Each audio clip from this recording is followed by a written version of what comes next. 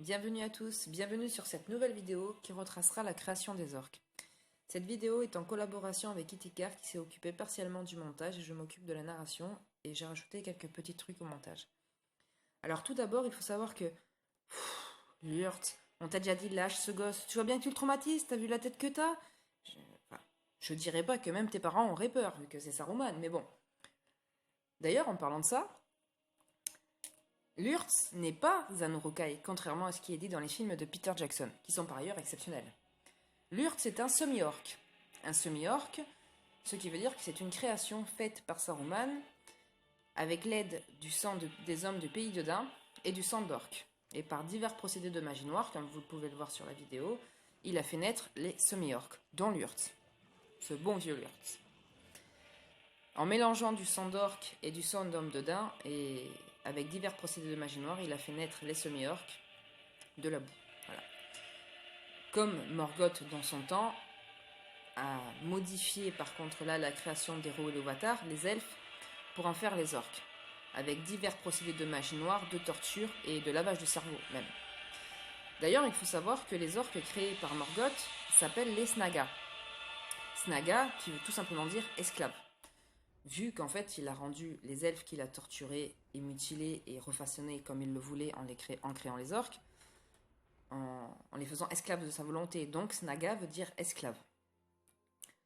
Par la suite, Sauron, le fidèle lieutenant de Morgoth, après la guerre de la Grande Colère et le fait que Morgoth ait été banni dans le néant, Sauron perfectionna les Snaga. Il créa alors les Uruk-hai. Uruk-hai qui veut dire pur orc, race d'orc supérieure si vous le voulez. Les Uruk-hai d'ailleurs sont souvent les supérieurs hiérarchiques des Snaga, qui sont leurs esclaves, purement et simplement d'ailleurs.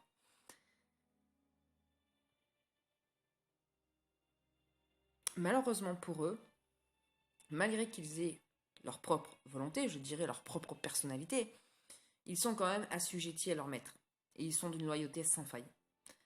Ils n'hésiteront pas à tuer femmes, enfants, vieux, hommes, vieillards, enfin qui vous voulez, mais par contre, à côté, ils sont vraiment très loyaux vis-à-vis de leur maître.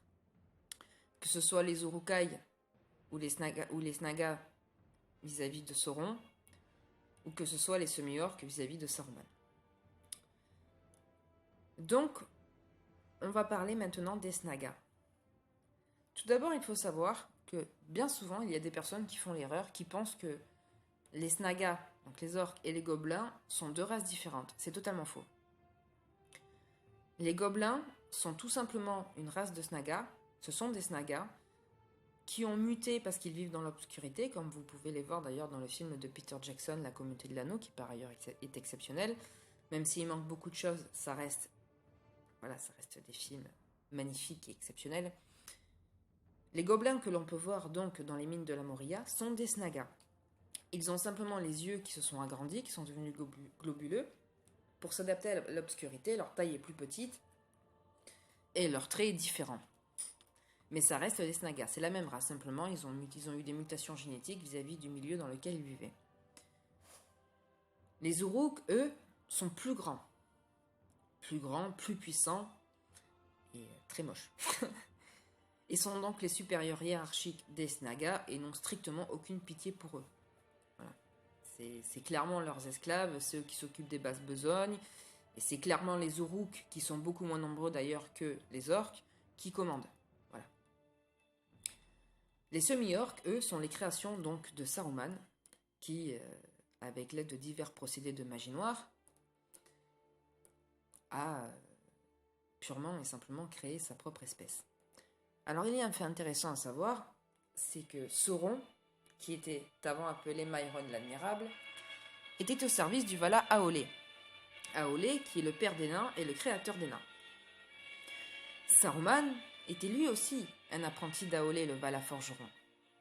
Et c'est un fait assez intéressant parce que autant l'un comme l'autre ont créé leurs propres espèces en pervertissant une autre espèce ou en utilisant des choses d'autres espèces. Sauron a perfectionné la race des Snaga en créant les Uruk-hai avec divers procédés de magie noire et même, selon certains écrits de Tolkien, peut-être même en insufflant un peu de son propre sang pour les rendre plus puissants ou à mélanger avec du sang d'autres créatures. Il reste assez flou sur ce concept-là, mais en tout cas, une chose est sûre, Morgoth, c'est les Snaga, Sauron, c'est les Uruk-hai, Saruman, c'est les semi-orcs. Voilà. Moins, vous le saurez. Il faut savoir aussi que, comme vous pouvez le constater dans le Hobbit, les orques sont fidèles à leur famille, en fait. Bolg est fidèle à Azog. Et Zog fait tout pour mettre son fils en avant. C'est un concept assez bizarre et qui n'a pas été tellement développé par Tolkien, hormis dans le Hobbit. D'ailleurs, petite parenthèse, dans la trilogie du Hobbit de Peter Jackson, Azog ne perd qu'un bras dans la bataille de la Moria, quand Tror et Train et Thorin viennent récupérer la Moria. Il ne perd qu'un bras dans le film, alors que dans le livre, Azog est purement et simplement tué, et c'est Bolg ensuite qui mène l'assaut, contrairement au livre où c'est Azog. Pendant la bataille de la dernière alliance, comme vous pouvez le voir sur la vidéo actuellement, ce que vous voyez en principal, ce sont des Snaga. Voilà. Les plus petits, ce sont des Snaga. Les Uruk, eux, commandent. Ils sont beaucoup moins nombreux que les Snaga. D'ailleurs, fait intéressant, dans la lettre 123 de Tolkien, quand un ami lui demande s'il y a des femelles orques, Tolkien répond avec beaucoup d'humour: dans toute création, il faut un mâle et une femelle. Donc automatiquement, si les orques se reproduisent, c'est qu'automatiquement il y a des femelles et qu'elles sont très productives. Voilà. Il faut savoir aussi que Tolkien était très catholique, donc le concept homme-femme, pour lui, c'était très important. Enfin, c'était naturel, en fait, tout simplement. Voilà. Et en créant Azog et Bolg, en disant que Bolg est le fils de Azog, il voulait, on va dire, en soum-soum, faire comprendre qu'il y avait aussi des femelles Uruk-hai, des femelles Snaga. Contrairement aux semi-orcs, où là on ne sait pas du tout si Saruman a créé des femelles aussi ou simplement que des mâles. On ne sait pas ça par contre. Comme vous pouvez le voir dans la vidéo ci-dessous, qui est un extrait du Retour du Roi, les Uruk-hai sont extrêmement fidèles à Sauron. Quand il trouve la chemise en mithril de Frodon après l'avoir capturé, l'Uruk-hai veut donner la chemisette à son maître, Sauron. Alors que le semi-orc ici présent, qui s'est joint aux armées de Sauron après la chute de Saruman, rentre en opposition complète parce que lui, il n'est fidèle qu'à Saruman. Ce concept de loyauté est très important. Uruk-hai et semi-orc ne peuvent pas se saquer. Pourquoi ? Parce que les Uruk-hai sont les supérieurs des Snaga, alors que les semi-orcs sont au niveau des Uruk-hai. Donc en fait, c'est comme deux alphas qui s'affrontent. Et les Snaga, eux, sont aux ordres de tout le monde. C'est pour ça d'ailleurs que ça pète et qu'ils se foutent sur la gueule actuellement, gentiment, savamment et à grands coups d'épée, de coups de tête. C'est tellement marrant de les voir s'amuser comme ça. Enfin bref. Donc tout ça pour dire qu'il y a vraiment une grosse rivalité entre Uruk-hai et semi-orc. Hein. Vraiment, c'est pas exagéré. Hein. Même dans les livres, c'est dit, il y a vraiment une très grosse rivalité. Parce que les semi-orcs sont fidèles à Saruman et les Uruk-hai sont fidèles à Sauron. Voilà, tout simplement. Et ce sont deux alphas. Comme on peut le voir aussi dans la traque, quand Pippin et Merry sont capturés par les semi-orcs de Saruman, après que Lurtz ait été tué par Aragorn, les semi-orcs s'en prennent aux Snaga présents avec eux, parce que ce sont des Snaga là qui sont présents avec eux. Ils n'hésitent même pas à les décapiter et à les bouffer. Ils n'ont aucune pitié pour eux. Voilà. Les Snaga ont du mal à supporter la lumière du soleil. C'est pour ça qu'ils préfèrent sortir la nuit, et c'est pour ça d'ailleurs que le Mordor est entièrement noir, parce que les Snaga ont du mal, en fait, si vous voulez, à rester sous la lumière, contrairement aux Uruk-hai qui sont beaucoup plus résistants à la lumière que les Snaga. Aussi, fait très intéressant, les Uruk-hai sont beaucoup plus résistants à la lumière que les Snaga. Vous allez comprendre pourquoi c'est important. Là où les semi-orcs, eux, peuvent se déplacer sans problème sous la lumière du soleil, justement parce que c'est un mélange de sang d'orques et d'hommes. Donc du coup, c'est pour ça que les semi-orcs, comme Lurtz, et les autres peuvent se déplacer sans problème au soleil. Voilà, c'est parce qu'ils ont du sang d'homme. C'était savamment imaginé d'ailleurs de la part de Saruman, qui, par la même occasion, voulait qu'une seule chose, c'est devenir vizir à la place du vizir, je dirais. Il voulait un peu nous faire une Is No Good. Ce qui veut dire qu'il voulait gagner la bataille du gouffre de Helm, et ensuite, une fois que les batailles seraient gagnées, il voulait détrôner Sauron et devenir le nouveau maître des ténèbres. Tout simplement, purement et simplement. C'est pour ça qu'il a créé les semi-orques, d'ailleurs. Qui n'obéissent qu'à sa volonté, et c'est pour ça, d'ailleurs, qu'on voit aussi la rivalité entre Rook et semi-orques. Les Snagas, eux, ne peuvent pas se déplacer au soleil. Enfin, ils peuvent se déplacer au soleil. Bon, ils ne brûlent pas comme dans les Anneaux de pouvoir, où là, c'est complètement une hérésie, ils les font cramer comme des vampires, c'est n'importe quoi. Mais par contre, c'est vrai que le soleil, s'ils restent trop longtemps au soleil, en fait, ils peuvent avoir des graves problèmes de peau, des graves conséquences, et même en mourir, c'est vrai. Mais ils ne s'explosent pas en torche vivante, voilà.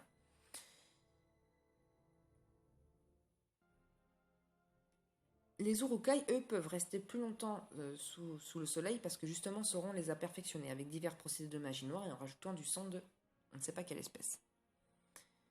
Comme vous le voyez actuellement dans la vidéo, d'ailleurs, paix à ton âme, Boromir, il fait jour. Il fait jour et Lurtz n'a aucun problème de peau. Il ne crame pas comme un vampire, il ne se barre pas en courant et il ne se cache pas. Justement parce que Saruman, comme je vous disais précédemment, quand il a créé les semi-orques, il a mélangé du sang d'orque et du sang d'homme. Donc du coup, ce qui fait que les semi-orques sont parfaitement à l'aise sous le soleil. Voilà. Et c'est pour ça que quand il y a la traque donc, du coup, de Merry et Pipin, et que Legolas, Aragorn et Gimli les poursuivent, les semi-orques n'ont strictement aucun mal à courir sur le soleil, alors que les Snagas, ils en peuvent plus, ils font que dire on n'en peut plus, il faut qu'on se repose, il faut qu'on fasse une pause, on n'en peut plus. Parce que eux ne peuvent pas courir aussi longtemps sous le soleil, parce qu'en fait, ça leur fait du mal, tout simplement. Voilà. Alors vous me direz, pourquoi? Voilà. Actuellement, vous le voyez à la vidéo. C'est exactement ce que je vous expliquais. Les semi-orques courent en avant-guingant, ils vivent leur meilleure vie. Alors que les Snagas, eux, ils en chient leur mère parce que, parce que le soleil les brûle et ils en peuvent plus. Voilà. Donc vous me direz, pourquoi les Snagas supportent mal le soleil? C'est une vraie question. Tout simplement parce qu'ils sont issus des elfes. Les elfes représentant la lumière. Les elfes qui vénèrent le lever qui vénèrent la lumière, qui ont toujours été proches de la lumière.